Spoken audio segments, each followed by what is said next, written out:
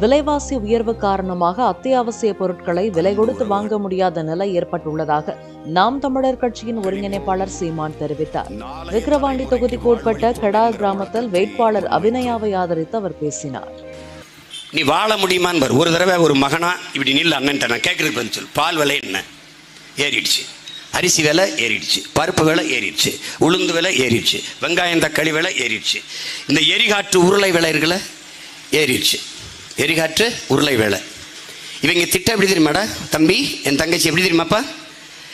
முதல்ல நமக்கு வறுமை இருந்ததுடா, அடுப்பு வச்சுருந்தோம், கட்டையில் விறகுல எர்ராட்டியில் பனவோலை இந்த பருத்தி மாறு மிளகாய் மாற வச்சு எரிச்சிக்கிட்டு இருந்தோம்டா.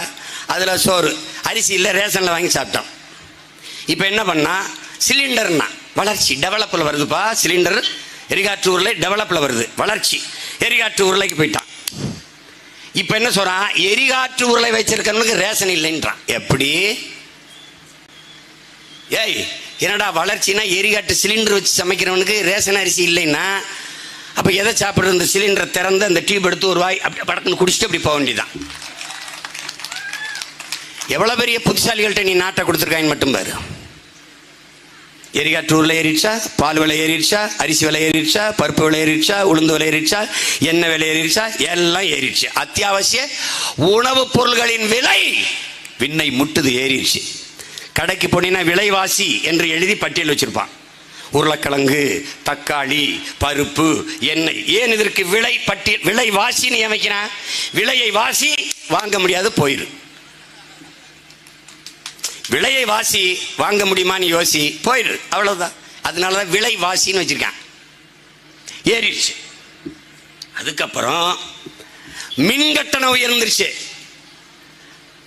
சொத்து வரி உயர்ந்துருச்சு. அதனால என்ன, மின் கட்டணம் உயர்ந்தால் அதை சார்ந்துதான் என் உடன் பிறந்தவர்களே எல்லா இயக்கமும் அதை சார்ந்துதான். சொத்து வரி இருந்துச்சுன்னா இப்போ இந்த கடையை ஒருத்தர் வாடகை எடுத்து வச்சிருக்காருன்னு வச்சுக்க, இந்த கடை உரிமையாளர் சொத்து வரி கட்டுவதற்கு கையிலிருந்து காசு போட்டு கட்ட மாட்டார், வாடகையை உயர்த்துவார்.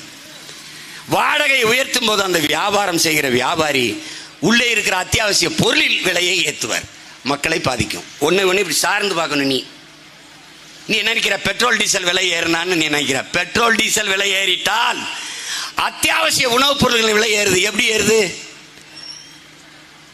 மதுரையில இருந்து, தேனியில இருந்து, திண்டுக்கல்ல இருந்து, விக்கிரவாண்டியில இருந்து விளையிற பொருளை சென்னைக்கு கோயம்பேடு சந்தைக்கு நீ லாரியில பாரவந்தல் தூக்கிட்டு வரும்போது அதுக்கு எரிபொருள் நிரப்புவாய் டீசல் விலை ஏறிடுச்சு.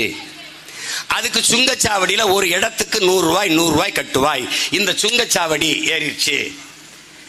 வண்டி வாடகை, லாரி வாடகை, பெட்ரோல் டீசல் விலை உயர்வு, சுங்க கட்டணம், இதெல்லாம் உள்ளே இருக்கிற தக்காளி, கத்தரிக்காய், வெண்டைக்காய், சொரக்காய், பூசணிக்காய், முருங்கைக்காய், பால், முட்டை, அரிசியின் மேலே அடக்க விலைக்கு மேலே இந்த விலை அதுல ஏறி 20 ரூபாய்க்கு விற்க வேண்டிய தக்காளி 40 ரூபாயாக சந்தையிலே இறங்கும்.